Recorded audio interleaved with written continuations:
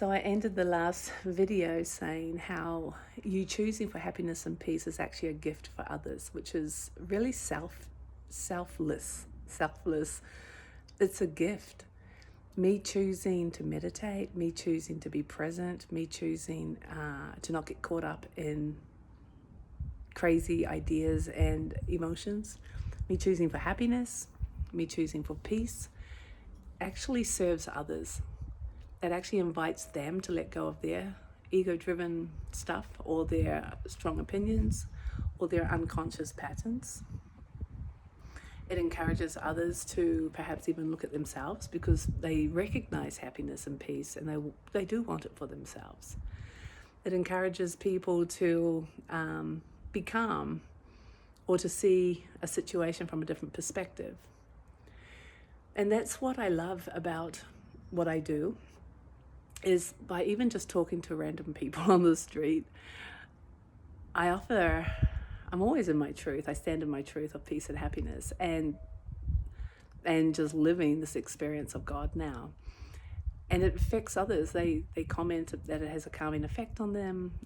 They can, by having a conversation, we can change the perspective so they're not so angry at the world or blaming others or judging others.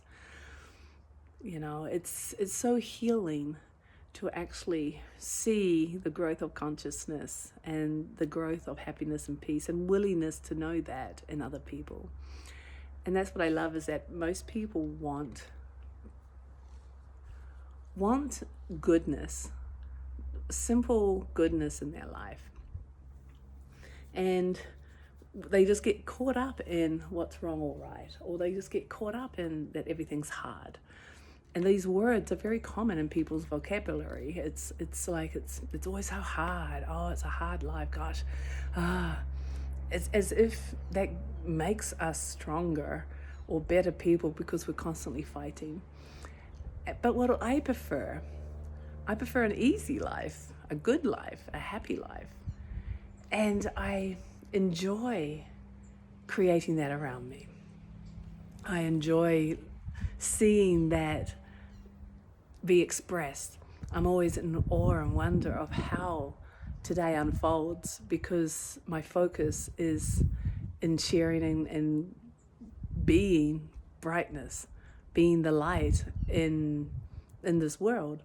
And so it's fascinating to see how that moves.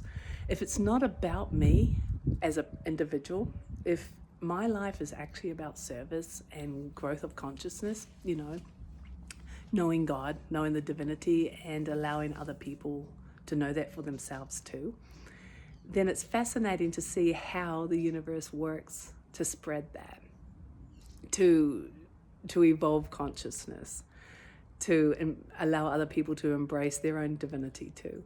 It's fascinating because it could be just meeting people on the street, it could be doing these videos, it could be random conversations. It doesn't matter, but it's always there.